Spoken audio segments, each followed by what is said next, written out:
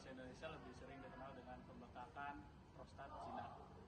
Ini adalah kondisi di mana prostat mengalami pembekakan atau pembesaran. Akibat dari kondisi tersebut, aliran urin tidak berjalan lancar dan juga BAK tidak terasa tuntas. Perlu digarisbawahi bahwa prostat ini hanya dialami oleh pria, jadi tidak dialami oleh wanita. Sebagian besar pria akan mengalami prostat pada usia lanjut atau sekitar 60 tahun. Untuk penyebab pastinya belum diketahui secara medis apa penyebab prostat ini mengalami pembengkakan. Untuk penyebab PPH itu sendiri belum diketahui apa penyebab yang menyebabkan pembesaran prostat jinak, akan tetapi kondisi ini diduga terkait dengan adanya perubahan hormon seksual pada pria seiring bertambahnya usia. Pada sebagian besar pria, prostat akan tumbuh seumur hidup. Ketika ukuran prostat cukup besar, maka prostat akan menghimpit uretra, yaitu saluran urin dari kandung kemih menuju lubang kencing. Hal inilah yang menyebabkan gejala-gejala tersebut. Risiko seseorang terkena pembesaran prostat jinak, yang pertama usianya di atas 60 tahun, yang kedua kurangnya olahraga, 3 berat badan berlebih, yang keempat memiliki penyakit jantung atau diabetes, dan rutin mengonsumsi obat-obatan hipertensi jenis penghambat beta, dan yang terakhir adanya salah satu keluarga yang terkena juga pembesaran prostat. Baik, selanjutnya yaitu adalah gejala PPH. Gejala umum yang dialami oleh penderita PPH adalah sebagai berikut. Yang pertama yaitu meningkatkan frekuensi dengan buang air kecil, kemudian kesulitan buang air kecil hingga harus mengejar. Kemudian yang ketiga ada merasa tidak tuntas setiap buang air kecil. Kemudian ada urin berbau dan warna tidak normal. Kemudian ada aliran urin melemah dan tersumbat. Kemudian ada perut bagian bawah terasa nyeri dan penuh. Dan yang terakhir adalah kesulitan menghentikan aliran urin setelah kencing. Ada beberapa hal yang dapat dilakukan untuk mencegah terjadinya penyakit PPH.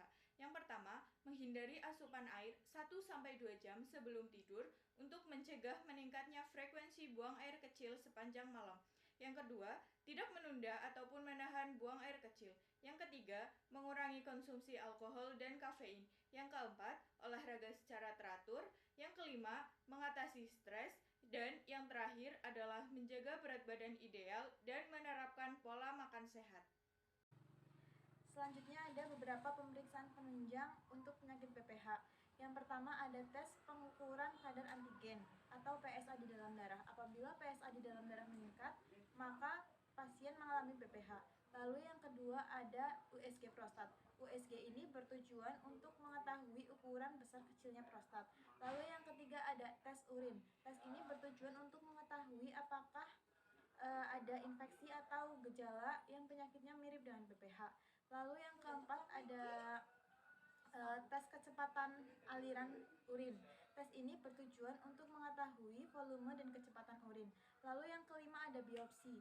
Biopsi ini untuk mengetahui apakah ada sel kanker atau tidak dengan cara mengambil sampel jaringan pasien. Lalu yang keenam ada sistoskopi yang bertujuan untuk mengetahui bagian uretra dan kandung kemih pasien. Dan yang terakhir ada transrektal ultrasound. Ini bertujuan untuk mengetahui apakah ada kelainan pada prostat atau tidak. Penanganan PPH ringan sendiri ada beberapa cara. Yang pertama menggunakan obat-obatan, yang kedua terapi menahan berkemih saat dilakukan 2 jam menahan berkemih ataupun lebih. Yang ketiga menggunakan pola hidup sehat, contohnya berolahraga minimal 1 hari 1 jam untuk jalan kaki. Yang kedua menjadwalkan waktu untuk minum obat yang sesuai supaya tidak menimbulkan nokturia ataupun meningkatnya frekuensi buang air kecil di malam hari. Yang ketiga, menghentikan ataupun mengurangi konsumsi kafein dan minuman keras. Dan yang terakhir, diusahakan 2 jam sebelum tidur untuk tidak mengonsumsi apapun dan minum apapun supaya menghindari nokturia. Penanganan PPH, gejala menengah dan parah. Bila pengobatan mandiri tidak bisa meredakan gejala, dokter dapat meresepkan obat-obatan seperti yang pertama, obat-obatan alpha blocker.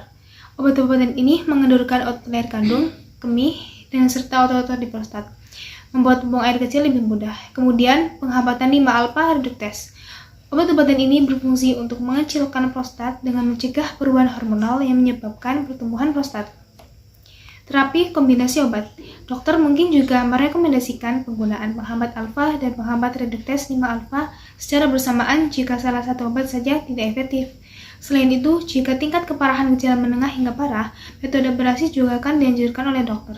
Terdapat beberapa jenis operasi yang juga dapat dilakukan oleh salah satunya seperti transuretral resection of the prostate atau TURP.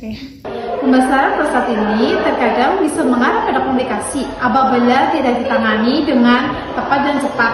Contohnya itu ketidakmampuan kandung kemih, itu ada pula beberapa komplikasi yang bisa terjadi. Misalnya seperti 1, infeksi pada usus saluran kemih, yang kedua penyakit batu kandung kemih, yang ketiga retasi urin akut atau ketidakmampuan berkemih, yang keempat itu kerusakan kandung kemih dan ginjal.